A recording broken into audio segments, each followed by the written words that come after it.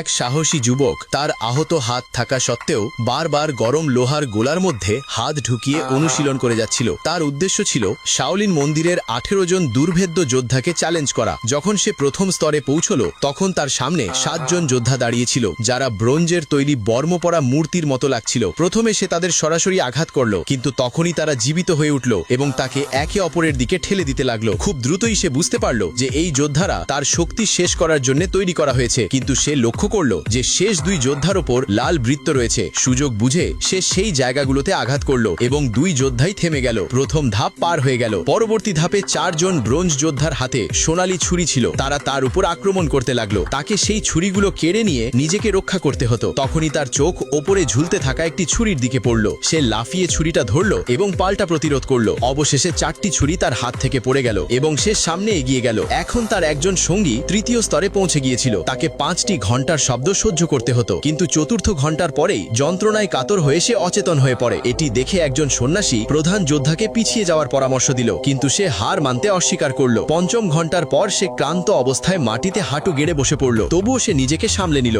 এখন চ্যালেঞ্জ ছিল একটি মুদ্রার শব্দ শুনে তার দিক শনাক্ত করা। এর আগে অনেকেই এতে ব্যর্থ হয়েছিল। ব্রোঞ্জ যোদ্ধা মুদ্রা ছুড়ে দিল এবং লোকটি না দেখে সঠিক দিক চিনে নিল। অনেকবার এমন হলো এবং সে প্রতিবারই সফল হলো। তারপর একসাথে 2টি মুদ্রা ছোড়া হলো, কিন্তু সে 2টিরই দিক চিনে নিল। এখন তাকে 4 জন যোদ্ধার সঙ্গে খালি হাতে লড়াই করতে হতো। তারা সোনার লাঠি দিয়ে আক্রমণ করছিল আর সে শুধু মুষ্টি দিয়ে প্রতিরোধ করছিল। কঠোর পরিশ্রমের পর সে সবাইকে পরাস্ত করলো। তখনই ওপর থেকে একটি বড় পাথর পড়ে এলো, কিন্তু সে সেটিকে ঠেলে সরিয়ে দিল। এখন দেওয়াল থেকে লোহার খুঁটি বের হতে লাগলো। সে সতর্কভাবে পথ বের করলো, কিন্তু শেষে সে 2টি খুঁটির মধ্যে আটকে গেল। সে সমস্ত শক্তি প্রয়োগ করলো এবং পথ তৈরি করে নিল। শেষে তাকে 8টি ভারী বালির বস্তার মধ্যে দাঁড়িয়ে তাদের আঘাত সহ্য করতে হতো। যখন সবাই একসাথে তাকে আঘাত করলো তখনও সে অটল ছিল।